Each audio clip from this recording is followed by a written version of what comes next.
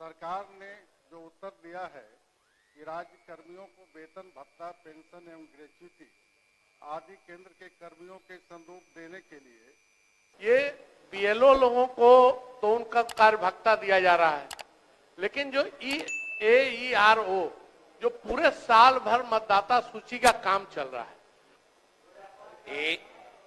ये जो बीएलओ को भत्ता दिया जाता है इसलिए कि बीएलओ प्रायः शिक्षक होते हैं और कुछ दूसरी सेवा से भी होते हैं। सरकार की ओर से जो उत्तर आया है, माननीय सदस्य पूछ रहे हैं, प्रश्नोत्तर काल भी आप ही का है। 10-11 क्वेश्चन में 6 क्वेश्चन विरोधी दल का है। आप क्यों डिस्टर्ब कर देते हैं विरोधी दल के लोगों का? महोदय, सरकार ने जो उत्तर दिया है कि राज्य कर्मियों को वेतन भत्ता, पेंशन एवं ग्रेच्युटी आदि केंद्र के कर्मियों के संरूप देने के लिए सरकार नीतिगत रूप से बाध्य नहीं है। मैं सरकार के इस उत्तर को सरकार के 3 दस्तावेज के आधार पर चुनौती देता हूं। मैं सरकार से जानना चाहता हूं कि क्या यह बात सही है कि दिनांक 21/11/97 को बिहार सरकार तथा राज्य कर्मियों के प्रतिनिधियों के बीच में समझौता हुआ, जिसकी कंडिका 7 में निर्धारित है कि केंद्र के अनुसार ग्रुप इंश्योरेंस एवं ग्रेच्युटी देय होगा। नंबर 2, क्या यह बात सही है कि इसी आधार पर दिनांक 2/1/98 के आदेश के गठित फिटमेंट कमेटी के टर्म्स एंड रेफरेंस में यह लिखा गया कि केंद्र के समरूप हूबहू वेतनमान, भत्ते एवं सेवा शर्तें दिए जाने को फिटमेंट कमेटी रिपोर्ट देते समय ध्यान में रखेगी? महोदय, समझौता चाहे किसी निजी 2 व्यक्तियों के बीच का हो या सरकार और राज्य कर्मियों के बीच, उसका मूल्य वही रहता है। समझौता तोड़ने वाले की साख समाप्त हो जाती है, तो मैं जानना चाहता हूं कि अपनी साख बचाने के लिए क्या सरकार समझौता की कंडिका 7 के अनुरूप राज्य कर्मियों को देय ग्रेच्युटी की अधिकतम सीमा को 20 लाख से 25 लाख रुपए दिनांक 1/1/24 से करने का विचार रखती है? यदि हाँ तो कब तक, नहीं तो क्यों? माननीय मंत्री। ये प्रश्न पिछले सत्र में ही ध्यानाकर्षण के रूप में सदन में उत्तरित भी हो चुका था, तो एक तरह से ये तो प्रश्न आना भी नहीं चाहिए था। और माननीय सदस्य ने जो विषय रखा है, जब हम 7th पे कमीशन जब केंद्र सरकार के द्वारा 2016 से लागू किया गया और फिर बिहार सरकार ने उसको 2017 से फिर लागू किया, केंद्र सरकार के कर्मचारियों की पॉलिसी, नीति और राज्य सरकार की नीति में डिफरेंसेस होते हैं, ये हर एक राज्य में। जब गवर्नमेंट ऑफ इंडिया ने पे कमीशन लागू किया तो बिहार सरकार ने भी कैबिनेट के निर्णय के बाद पे कमीशन को लागू किया, और उसी में एक प्रावधान था जो सेंट्रल पे कमीशन था कि अगर हमारा 50% डीए इंक्रीज करता है तो हमारा ग्रेच्युटी को हम 20 लाख से 25 लाख करेंगे। जो माननीय सदस्य ने जो विषय रखा है, मेरा सिर्फ इतना, सरकार सिर्फ क्यों ये बाइंडिंग नहीं है हम पे, राज्य सरकार ने ये निर्णय लिया, अब तो भारत सरकार 8th पे कमीशन पर भी विचार कर रही है, लेकिन वर्तमान में जिस 1997 के पत्र का या एग्रीमेंट का माननीय सदस्य द्वारा जो पूरक पूछा गया है, ये कभी भी स्टेट गवर्नमेंट पर ये बाइंडिंग नहीं है, और स्टेट गवर्नमेंट ने जो तय किया 7th पे कमीशन के अनुरूप जो भी प्रोविजंस हैं वो उनके अपने राज्य कर्मचारियों को दिया जा रहा है। एक और पूछ लीजिए। ये कहना है, माननीय मंत्री जी ने कहा कि ये बाध्यकारी नहीं है, लेकिन ये जो सरकार और कर्मचारियों के बीच ये समझौता हुआ था, ये इनका दस्तावेज, मेरा नहीं।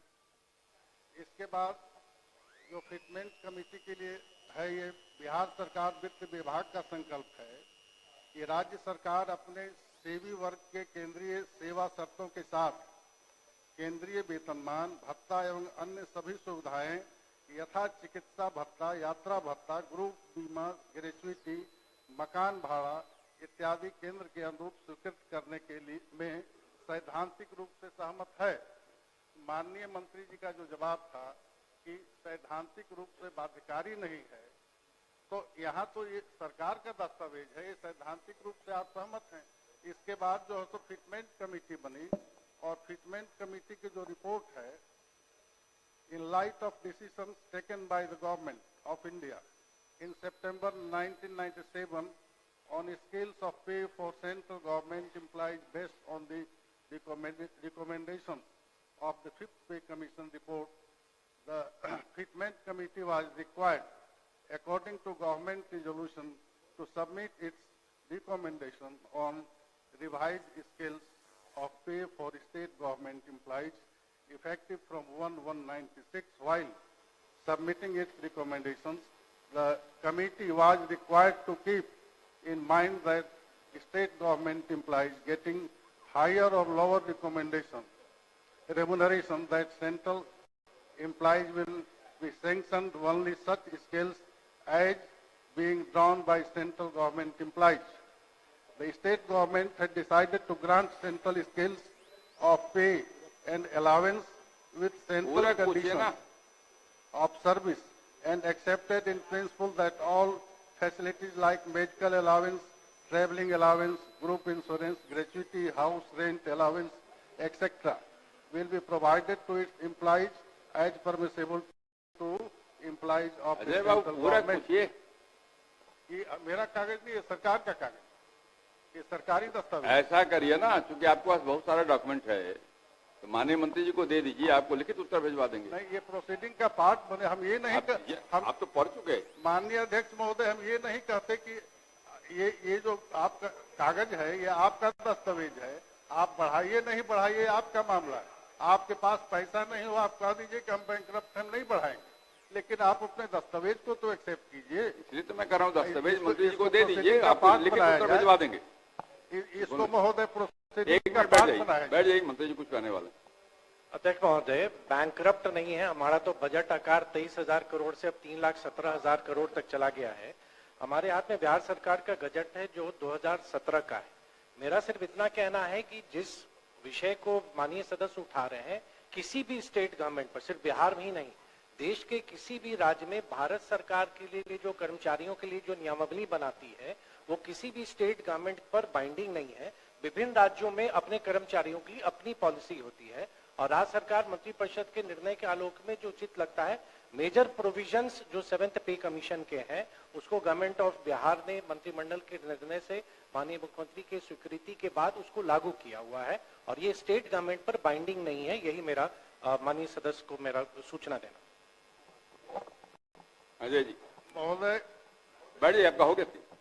महोदय, अध्यक्ष महोदय, मैं सिर्फ सरकार से ये जानना चाहता हूं कि सरकार और कर्मचारी यूनियन के बीच समझौता हुए और जब समझौता सरकार ने किया और उसको लागू करने का डेट भी दिया, तो उसको पूरी तौर पर लागू करने में सरकार को क्या दिक्कत है, ये जानना चाहता हूं। आप अजय बाबू कागज मंत्री जी को दे दीजिए, पूरा अध्ययन करके फिर से पढ़ लेंगे, क्योंकि इतना लंबा चौड़ा आपका है कि हो नहीं पाएगा ना, तो वो पूरा उत्तर आपको भिजवा देंगे। दे दीजिए, पढ़िए। नहीं अध्यक्ष महोदय, एक बात हो गया आपका। अब आपके बात तो अजय जी बोल लिया, अब आप बोलिएगा, अब नहीं हो गया, आप दे दीजिए मंत्री जी को। महोदय, एक बात सुन लिया जाए। हमारा ये कहना है कि सरकार ने लिखा है कि भत्ता, पेंशन, उपादान आदि केंद्र सरकार के कर्मियों के संरूप देने के लिए नीतिगत रूप से बाध्य नहीं है। इसका उत्तर अस्वीकारात्मक है। सरकार ये कहे कि ये स्वीकारात्मक है, पैसा होगा तो देंगे। श्री अजीत कुमार सिंह।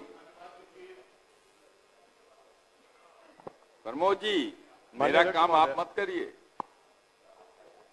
हाँ, आप मत करिए भेजने के लिए। इसमें क्या आपत्ति हो सकती है? तो पॉजिटिव जवाब है, सरकार के पहल पॉजिटिव है। अलग से भी आवेदन देना। हाँ, एक दे दीजिए इनको, मंत्री जी को दे दीजिए। माननीय अध्यक्ष महोदय, पूरक पूछिए जी। पूरक पूछ रहा हूं महोदय। हमने जो सवाल किया, बड़ी जवाब देने में बाजीगरी दिखाते हैं अधिकारी लोग। पूरक पूछो भैया, पूरक। वही पूरक है महोदय। पहला मैंने पूछा कि क्या जो राज्य में अन्य राज्य कर्मी शहर में रहते हैं उन्हें अतिरिक्त शहरी भत्ता मिलता है, तो लिखा है कि स्वीकारात्मक है। फिर हमने पूछा कि क्या पुलिसकर्मी जो इधर पटना दानापुर में रहते हैं क्या इनको मिलता है, तो पहले तो लिखना चाहिए था कि नहीं मिलता है, वो नहीं लिखा गया है। जवाब जो दिया गया है उसमें एक चिट्ठी का हवाला दिया गया है महोदय कि 18 जून 24 के आलोक में पुलिस मुख्यालय को पटना जिला के खगौल और यहां पर देने के लिए भेजा गया है, लेकिन ये अभी तक लागू क्यों नहीं है, मेरा ये पहला पूरक है महोदय। माननीय मंत्री महोदय, निर्देश दिया गया है, लागू हो जाएगा, कोई दिक्कत नहीं होगी। नहीं, अध्यक्ष महोदय जवाब तो बहुत भेग में है कि निर्देश दिया गया है, लागू हो जाएगा। महोदय, मैं जब सवाल पूछ रहा था तो फरवरी का महीना रहा होगा और पिछले साल जून में आपने आदेश दिया और फरवरी 2025 तक लागू नहीं हुआ। मैं ये जानना चाहता हूं कि जिन्होंने आपके आदेश को इतने दिनों तक लागू नहीं किया, क्या उसके ऊपर आप कार्रवाई करना चाहते हैं? डायरेक्शन दिया गया, नहीं लागू होगा तब न कार्रवाई कीजिएगा। डायरेक्शन दिया गया है, जल्दी ही लागू करने का काम। महोदय लागू नहीं हुआ है।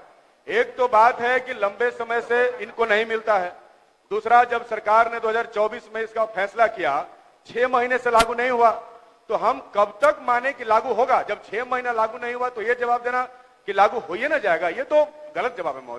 महोदय जवाब ये दिया जाए कि लागू सरकार के आदेश को महोदय हम लोग भी जितना 4.5 वर्षों में समझे हैं कि अधिकारियों को 15 दिनों में लागू करना होता है। अगर उन्होंने लागू नहीं किया तो ये सरकार का, बिहार सरकार का अवमानना है महोदय, माननीय मंत्री जी का भी अवमानना है। तो उनके ऊपर एक्शन कार्रवाई करेंगे कि नहीं करेंगे और कितने दिनों में इसको लागू करेंगे, हमको बता दें महोदय। माननीय मंत्री, जल्द से जल्द लागू कर लिया जाएगा, नहीं करने पर कार्रवाई की जाएगी। ठीक। श्री देवेश कांत सिंह, पूरक पूछिए। देवेश जी पूरक पूछिए। आपके आदेश से पूछता हूं कि ये बीएलओ लोगों को तो उनका कार्य भत्ता दिया जा रहा है, लेकिन जो EARO जो पूरे साल भर मतदाता सूची का काम चल रहा है, इससे संबंधित ब्लॉक लेवल पर कोई व्यवस्था नहीं है। ERO ऑफिस में होता है, जो RO ऑफिस है, ERO ऑफिस है, वहां हो जाता है, लेकिन ब्लॉक में ब्लॉक का पैसा लगा के उसका बिल संपुष्ट किया जाता है, जो कि झंझट का काम है, बाद में उसमें दिक्कत आएगी। इसलिए AERO ऑफिस कार्यालय के लिए क्या व्यवस्था है, यही पूछना चाहता हूं। माननीय मंत्री, महोदय सुनो भाई, जवाब सुनिए। महोदय,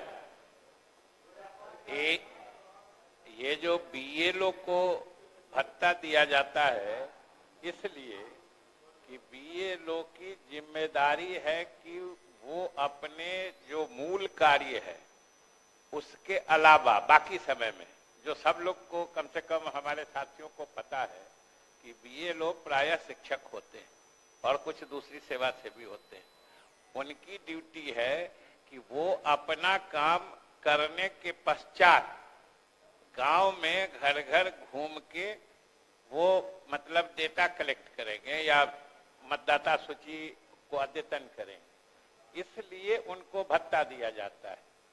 और AERO जो है, ये अपने जितना देर उनका ऑफिस टाइम है, उनको अपने दफ्तर में बैठ कर ही काम करना रहता है, इसलिए उनको कोई भत्ता या टीए नहीं दिया जाता है। ये लोग तो घूम घूम के घर घर जाके न कलेक्ट करते हैं और अपने दायित्व के अलावा करते हैं, और AERO के तो दायित्व में ही शामिल है महोदय, इसलिए उनको नहीं अलग से दिया जाता।